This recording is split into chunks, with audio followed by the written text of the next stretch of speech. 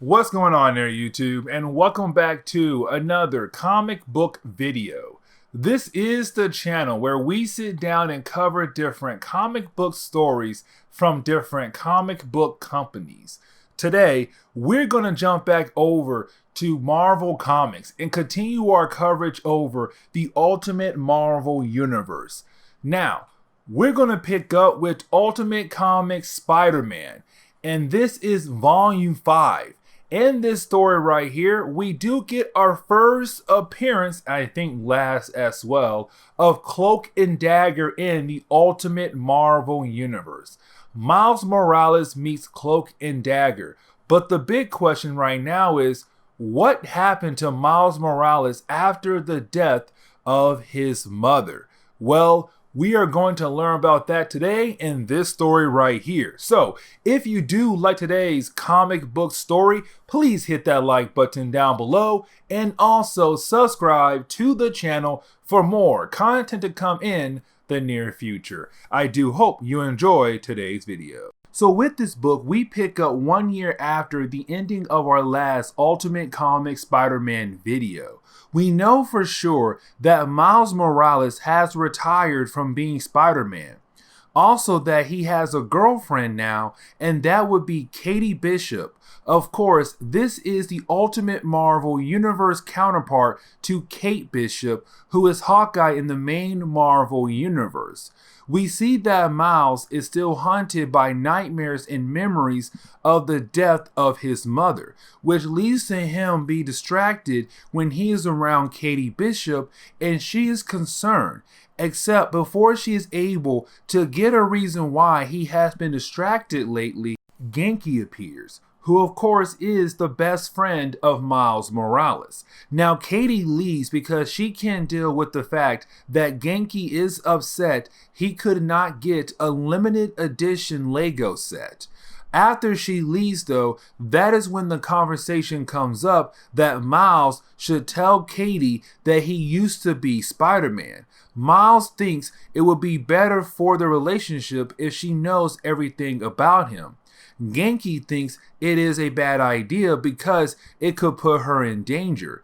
Then that is when Jessica Drew calls up Miles Morales to talk to him and remind him that he forgot about their meeting. So Miles Morales leaves to go meet up with Jessica Drew. This meeting is more of Jessica Drew trying to convince Miles to put the Spider-Man outfit back on. She knows what has happened to his mother and that made him quit being a hero, except she thinks it is time for him to be a hero again. Hands him a suitcase hoping he will continue to be Spider-Man. He tells her no and leaves, which gives the chance to learn what the home life is like right now for Miles Morales. It is now just him and his father living together in this house, showing that they have moved on since the death of Miles' mother, but it is still hard to proceed forward with it. When Miles goes to his room upstairs, Jessica Drew left him the suitcase again to keep pushing the idea of him being a hero. Now, of course, you have Miles say no to the idea and just put the suitcase back down. Now we do see Miles and his father Jefferson go out to eat to get a break from everything, but to also eat some food. Now at first, this seems like a normal night out for the guys, except that is when we see a surprise guest, and the guest will be Gwen Stacy. Remember, she knows that Miles was the new Spider-Man, and her and Aunt May gave Miles their blessing to be the new Spider-Man. Except she knows that Miles' mother was killed thanks to a cop who was trying to shoot Venom but ended up shooting his mother instead. So she knows why he quit being Spider-Man. So we see Gwen Stacy and Miles go to the back of the restaurant to have a conversation about him being Spider-Man. She knows that Miles is not doing okay thanks to the death of his mother. So she tries to reason with him and convince him to continue to be Spider-Man, stating the fact that her father died thanks to a Spider-Man thing. Of course, Miles Morales doesn't try to open up to Gwen Stacy, and he walks away from her. Miles goes back to his father, hoping to continue the idea of having a normal night out with his father. Except, of course, that is when his spider sense goes off, which then we see an explosion happen. Of course, everyone is wondering what had just happened. Also, the idea that this will be the first thing superhero or maybe supervillain related happened to Miles Morales in the last year. Come to find out that we see Bombshell being attacked by Ultimate Cloak and Dagger, giving us the first appearance of Cloak and Dagger in the Ultimate Marvel Universe. This, of course, leads us into learning the origin of both Cloak and Dagger. This will be broken up into multiple sections, but for the first section, it explains they met when Tandy was an angry customer that Ty Johnson was managing at. Now, both of these people are in high school, but it seems that they are seniors because the next page we learn they have became a couple and they were on their way to the prom until they were hit by a truck. Now in the present day, we see that they are trying to capture Bombshell for some special reason. At the same time, we see Gwen Stacy trying to convince Miles to go sneak away and become Spider-Man to handle this problem. Of course, he tells her again that he is no longer Spider-Man. Now we see Cloak being able to capture Bombshell, and it seems that maybe he is trying to kill her because Dagger can tell that he is. The question is, why is Bombshell so important?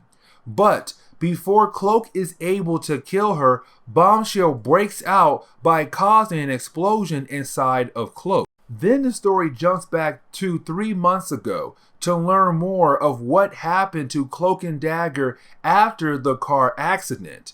When we find out they both ended up in a coma. Their parents were going to go ahead and pull the plug and let them die since they were in a coma.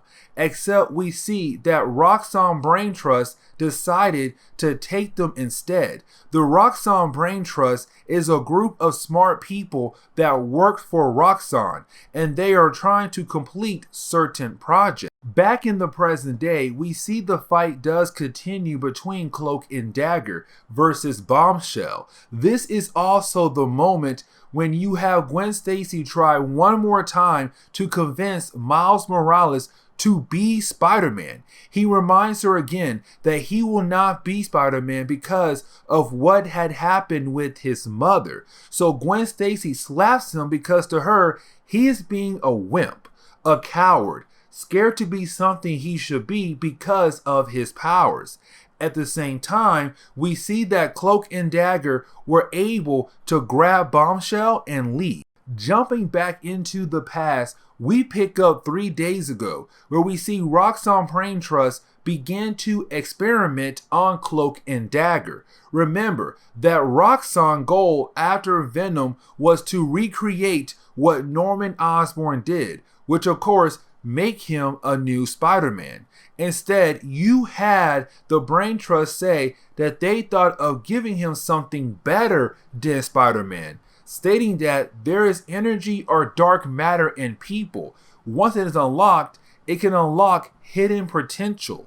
Of course, we see once they did that, they unlocked the powers of Cloak and Dagger. In the present day, we see Miles Morales sitting on his bed thinking about how he tried to stay away from the superhero life, only for it to come back in his life again. He does not want any part of it. The next day, we see Gwen Stacy talk to Aunt May about her running into Miles Morales, explains how she's upset that Miles Morales is no longer Spider-Man. You have Aunt May take a step back after hearing that. She goes on to say that sometimes you can't force someone to be Spider-Man, that sometimes you have to let them make their own decision to help them grow. Getting back to Miles Morales, we see him meeting up with Katie Bishop. They are of course having a couple moment. except Katie can tell that something is bothering Miles Morales. She thinks it has to do something with Genki, since Genki is also acting weird.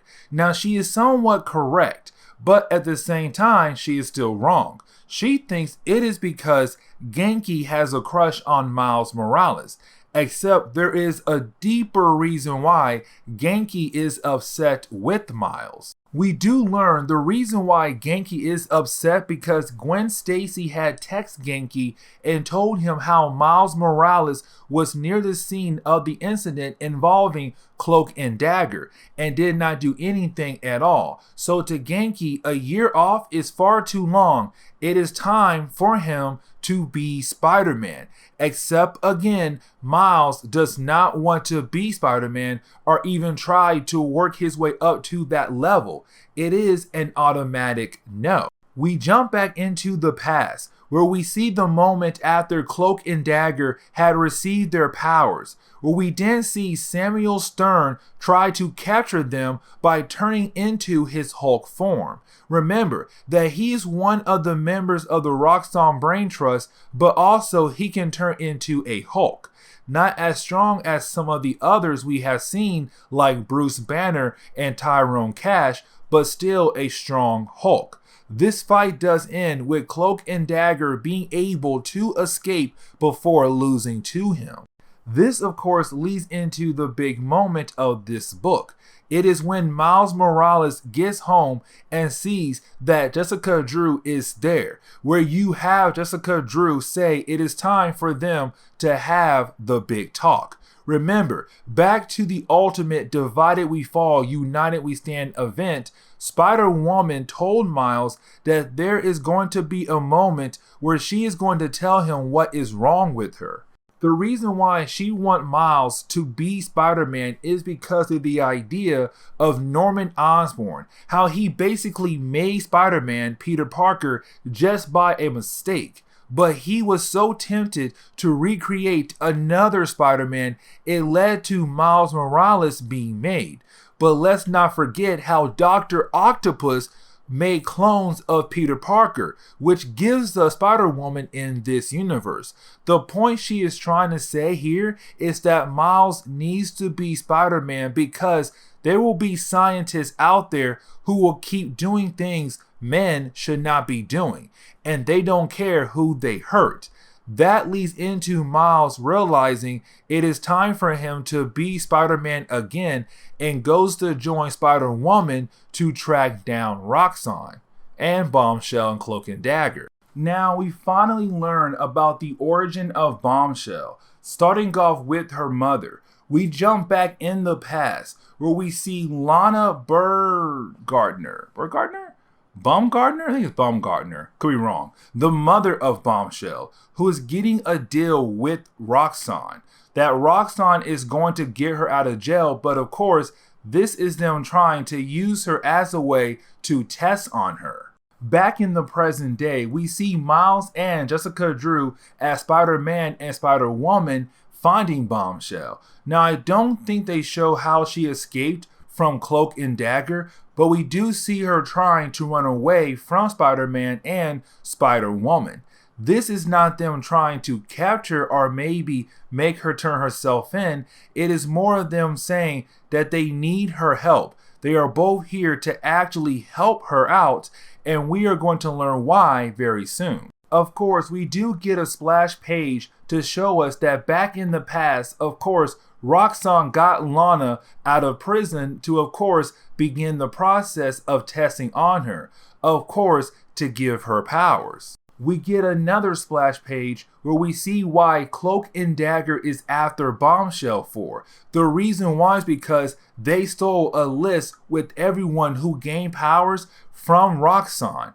Of course, Bombshell is on that list because of her mother, since her mother Lana was tested on by Roxxon. They think because her name is on the list that she may have some connection to what happened to them.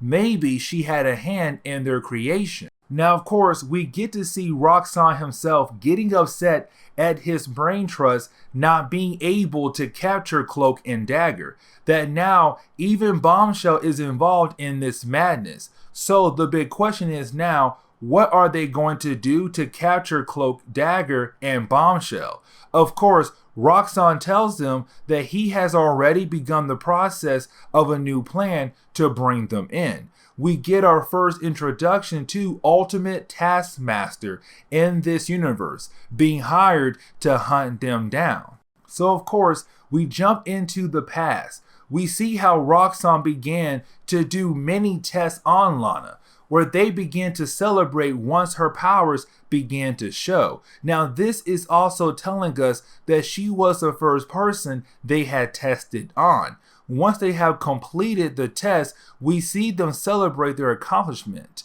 Except that is the moment they find out that Lana is pregnant. They find this out after they had completed the test and her gaining powers. Since they left the speaker on when they had found out, of course, she now knows about her baby. So she uses her powers to escape and leave to protect her baby. In the present day, we see Spider-Man and Spider-Woman talking to Bombshell about why she's being chased down by Cloak and Dagger. Except before she is able to answer that, well, out of nowhere, they are attacked by Taskmaster, who begins the process of kicking their butt. Now, Cloak and Dagger are wondering what they should do when it comes to Roxxon, because they are planning to kidnap Roxxon.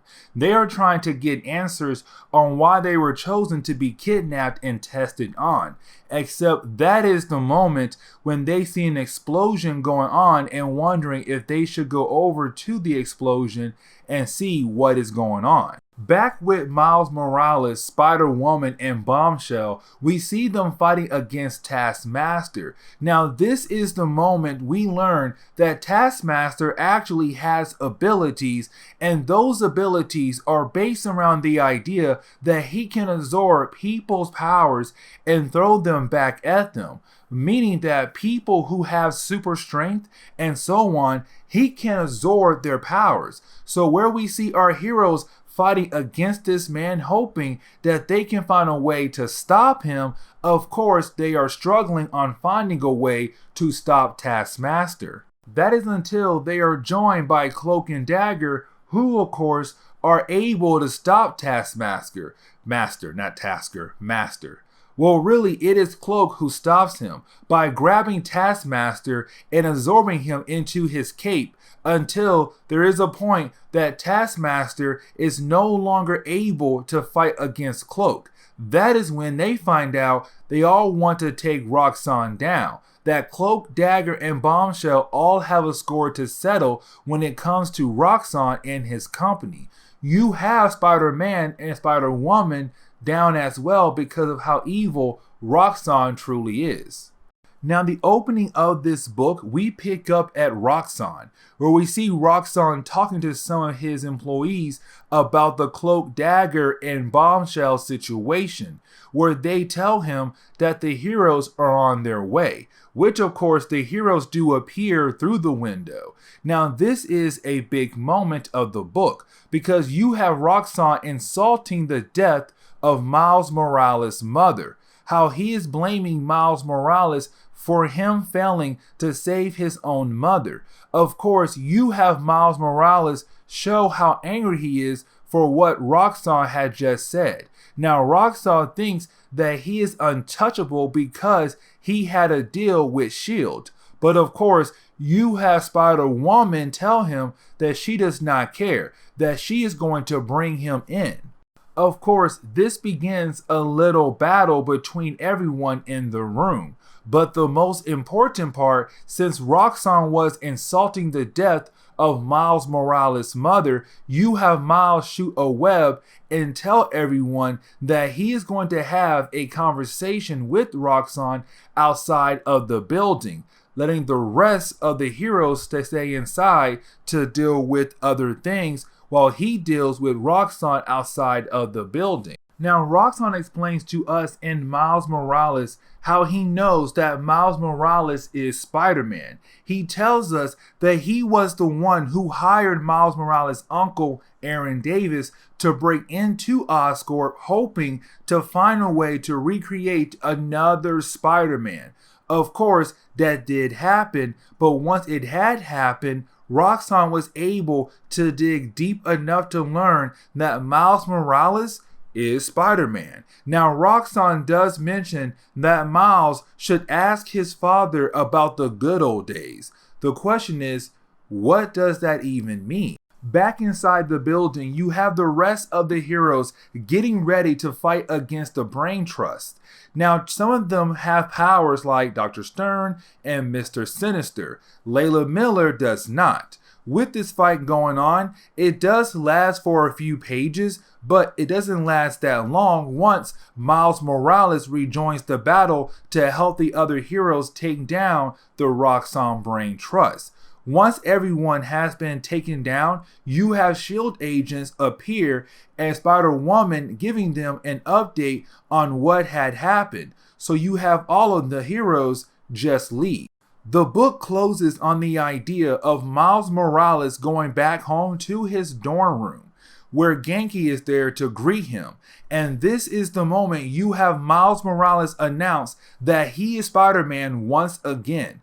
So we have the return of Spider-Man in the Ultimate Marvel Universe. And this is where we are going to end today's video. So please hit that like button down below and also subscribe to the channel for more content to come in the near future. Also, any suggestions on books I should read, well, please let me know in the comments below, because you never know, your suggestion could be a future video down the road. But I do hope you enjoyed today's video.